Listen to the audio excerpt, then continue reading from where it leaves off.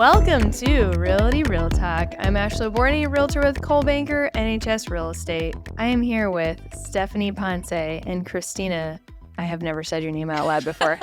Your last Melgoza. name? Melgoza. Okay, so we are going to talk about Queenpin Builders today. I want you guys to first talk about who you are and your background in the real estate industry. Stephanie, go. Okay.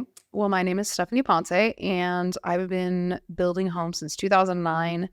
I did it for about 11 years, had a lot of fun, and then went to go work for our family business, did that for about 4 years, and all of a sudden I'm back on the houses. So, Christina. Okay. Christina Melgoza, and I have not been directly in the building industry, but more in the development realm. So all of the houses that Stephanie has been building, I've probably developed most of those lots, put in all the infrastructure, got them ready, sold the builders, so on and so forth. And I've been doing that for almost a decade. And now we're going to join forces. Woo! I do want to point out that we are in one of their lovely new construction homes. First contract to close for 2024 on this one. Yep. Yay. Queenpins in general. And Queenpin. Queenpin's first. Okay, so let's talk about where Queenpin came from. The name. How did you guys come up with such a sweet name for this? Well, that was Christina.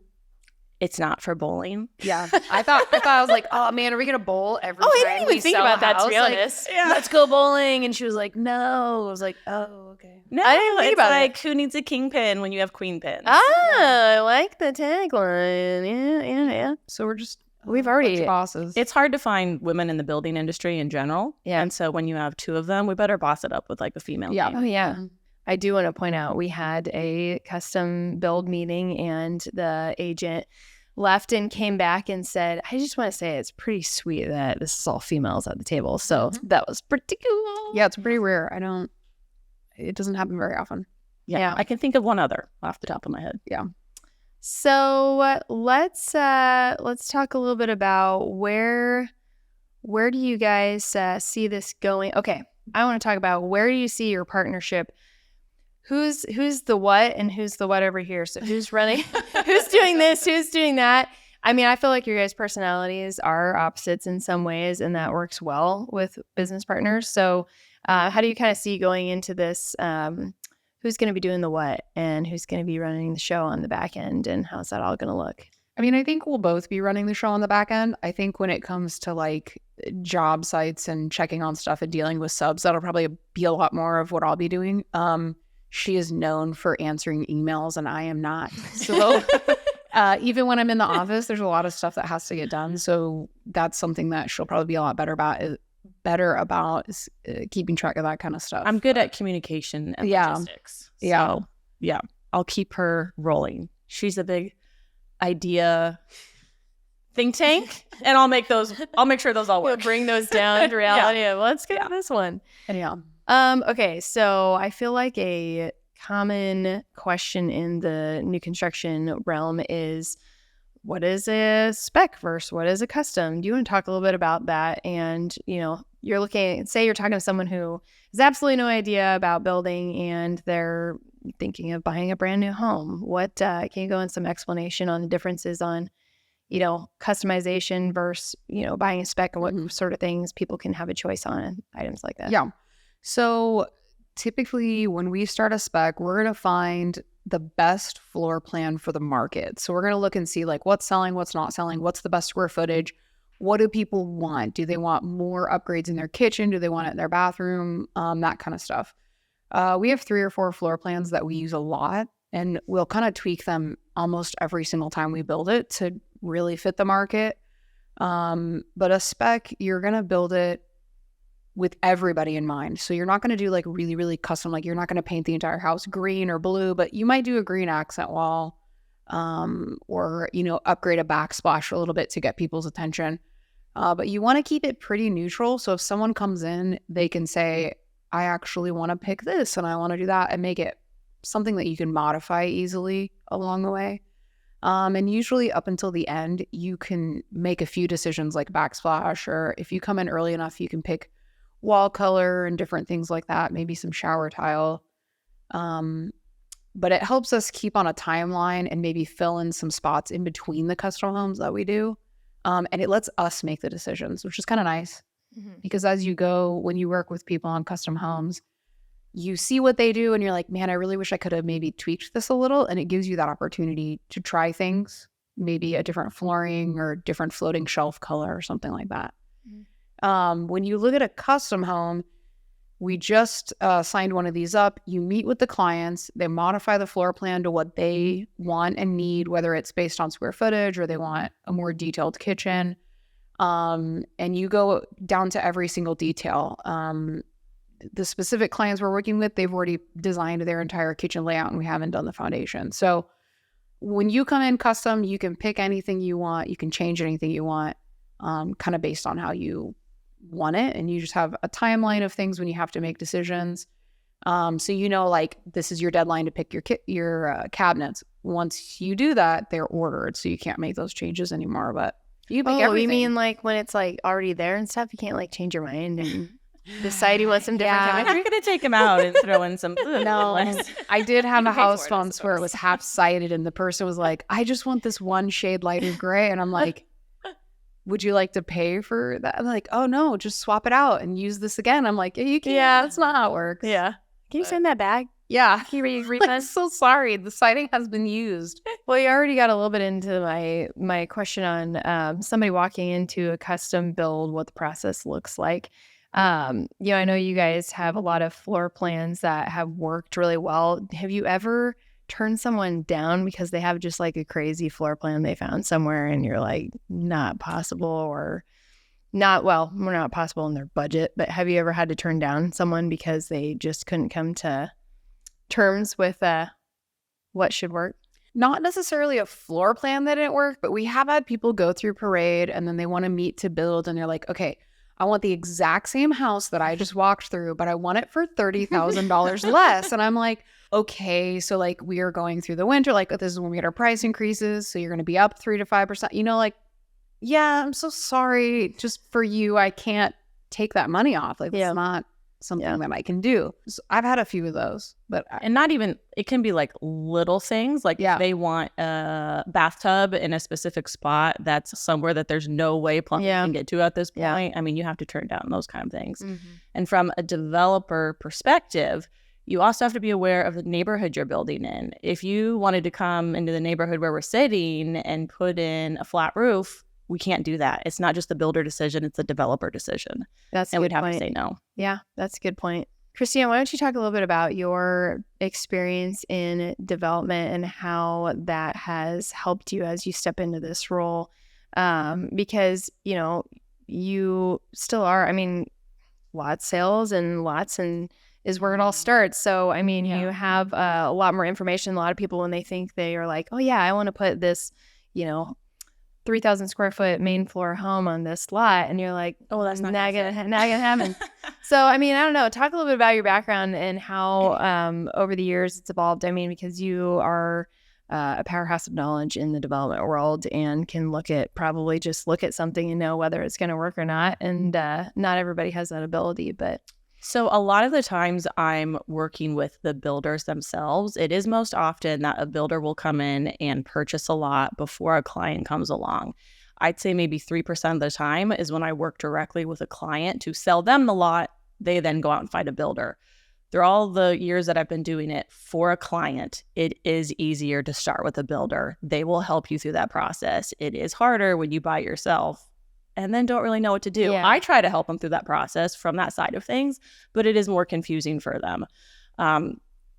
It's also a lot easier just even the closing process, working with a realtor. Oh, thank you. Yes, I did want to put in that plug. I've talked to a lot of realtors and I've talked to a lot of clients who have had realtors. And that's also helped me learn, even when I speak with realtors, like, hey, make sure your clients are aware of A, B, and C that could be built behind them in this open field that they think is an open field right now. Yep.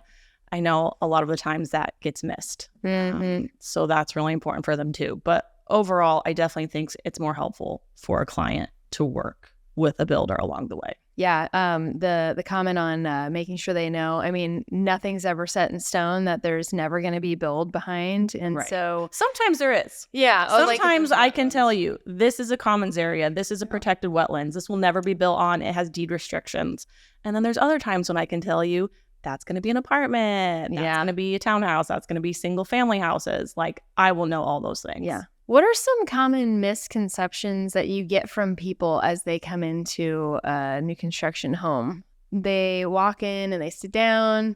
I mean, obviously price is big, because I think some people look at a pre-existing home that's 10 years old and think that you can build something similar for, not much more. Is there anything that you're like over and over, like people always think this way about something, or like this isn't that easy to just change? I mean, it depends on when you come into the project. Sometimes we're 3/4 of the way down on a house and they're like, I want the bathroom to look like this. And I'm like, yeah, like you can't do that, or it's going to cost X amount of dollars. And they're like, well, no, see, I'm buying this from you. You should do it the way I want, and I shouldn't have to pay for that. Like, I've had that happen a lot.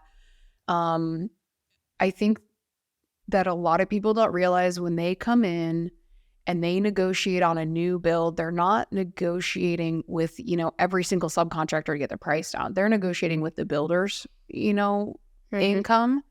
And so sometimes you have to take your emotion out of it when people are like, I don't want to pay for this. I don't want to pay. And it's like every little thing, I can't go to every single sub and beat them down, We have wonderful subs that we work with. And so we expect a level of quality from them.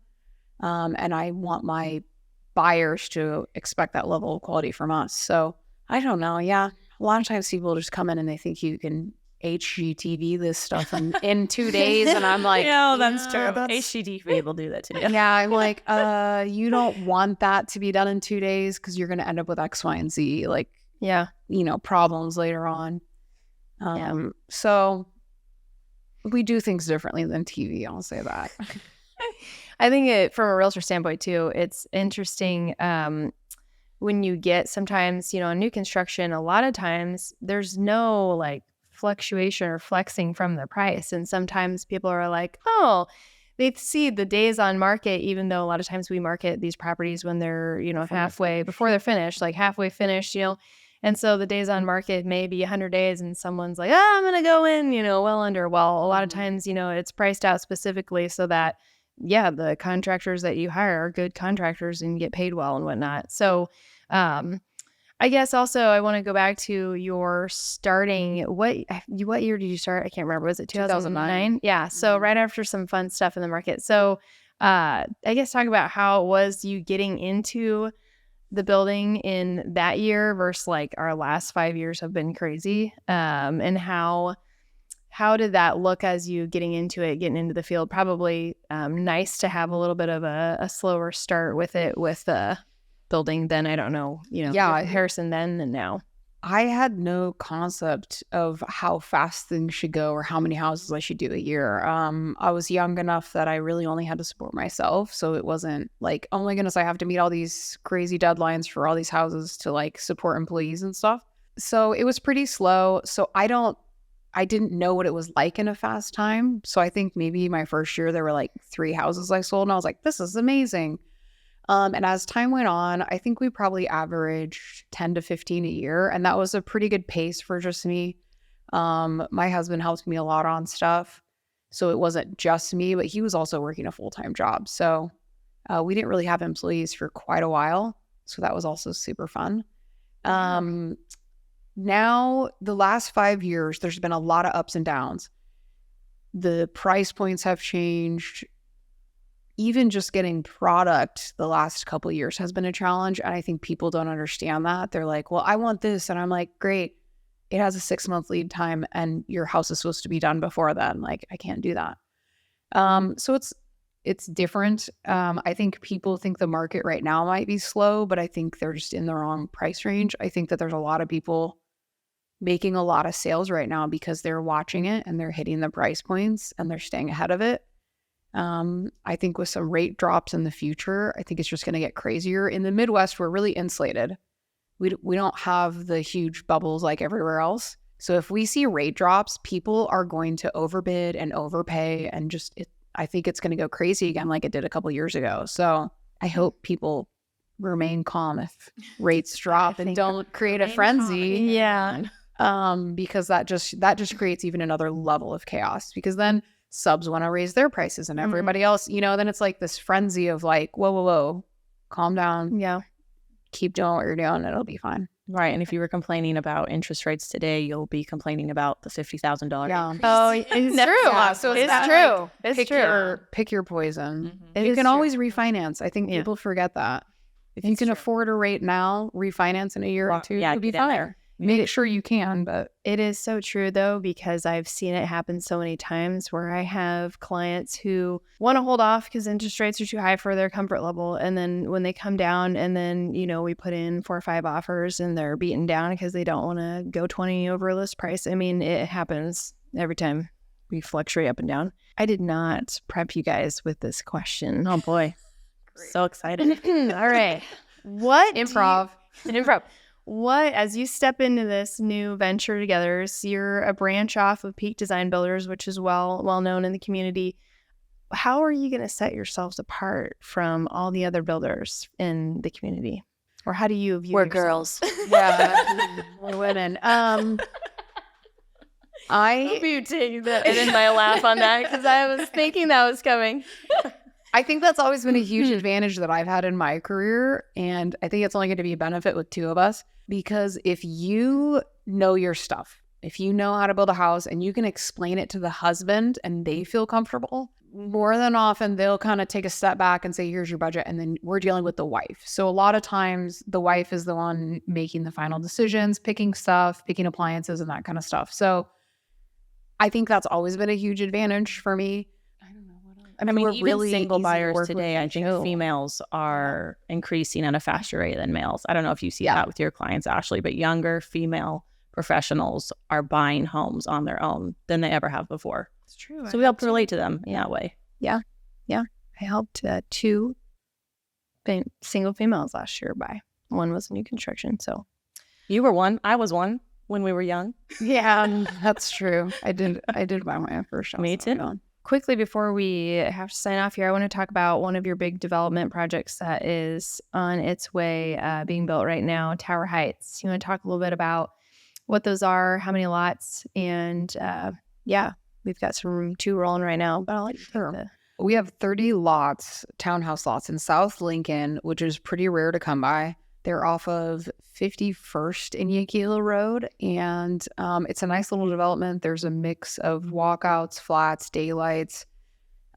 We've tried to elevate them a little bit, so it's not like you're walking into just like a basic townhome, you know. We have courts in them. We have really nice tiled showers, a lot of kitchen cabinetry. The kitchens are probably bigger than most that you'll find. Zero Fireplaces, yeah, some of them are 0 entry, which is great. Gas fireplaces in the living room, and pretty good views. There's a lot of good views out those windows, so we put in some oversized windows and stuff to let the light in. I love the covered deck too. Yep, covered deck, which means there's basically a covered patio underneath. So yeah, they're getting close. We got maybe a couple coming up. weeks and they'll be one coming up here in February and March. So those townhomes will be available. You can always call me to find out more information about those. Okay, we are getting close to the end. Is there anything that you guys wanted to say that I did not hit on? Oh, how do they get a hold of you if they want to talk more? I mean, obviously me too, but if you want to talk. Probably the easiest way. You can always find us on social media, Queenpin Builders on Facebook, Instagram, or queenpinbuilders@gmail.com. Yeah, and you guys have some great photos of your work online on Facebook too. So, well, thank you very much. Thank you. This went fast, so knew it would. All right, signing off. Thank you very much for listening.